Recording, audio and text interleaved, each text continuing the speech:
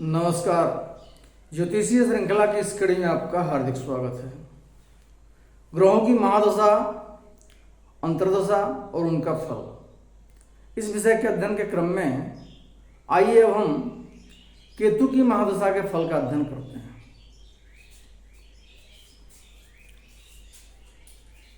जब केतु की महादशा आती है तो उसमें जातक को सुख की बहुत कमी होती है। जातक दीन, निर्बुद्धि, विवेकहीन और रोगग्रस्त रहता है तथा वह दुखमय जीवन व्यतीत करता है। उसके शारीरिक कष्ट की वृद्धि होती है, उसके स्त्री पुत्र का विनाश होता है, वह राजा से पीड़ित होता है, उसको विद्या और धन की प्राप्ति में कठिनाई उत्पन्न होती है, व्यवधान उत्पन्न होता है। राजा चोर, विष, अग्नि, जल, शस्त्र और मित्रों से उसे भय होता है। वाहन आदि से पतन, वाहन से या ऊंचे स्थान से उसके गिरने का भय होता है। परदेश वास होता है जातक का। कली जनित पापों में अभिरुचि होती है उसकी। कृषि का नाश होता है और मन में संताप होता है तथा उसकी स्त्री और संतान की मृत्यु होती है।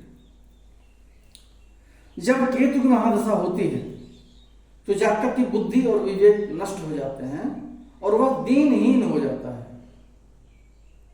नाना प्रकार के रोगों से पीड़ित होने के कारण उसके शरीर में ताप बढ़ता है, उसके पाप की वृद्धि होती है, अर्थात जातक पाप कर्म में लिप्त रहता है तथा उसे अति कष्ट होता है।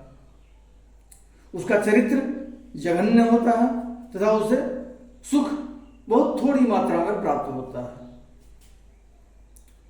अब केतु की महादशा के कुछ विशेष फल की बात करते हैं। शुभ दृष्टि केतु, अर्थात जब केतु पर किसी शुभ ग्रह की दृष्टि पड़ रही हो तो वैसे केतु की महादशा में जातक को सुख प्राप्त होता है। उसको राज्य से अर्थ की प्राप्ति होती है और उसके घर में शांति का आविर्भाव होता है।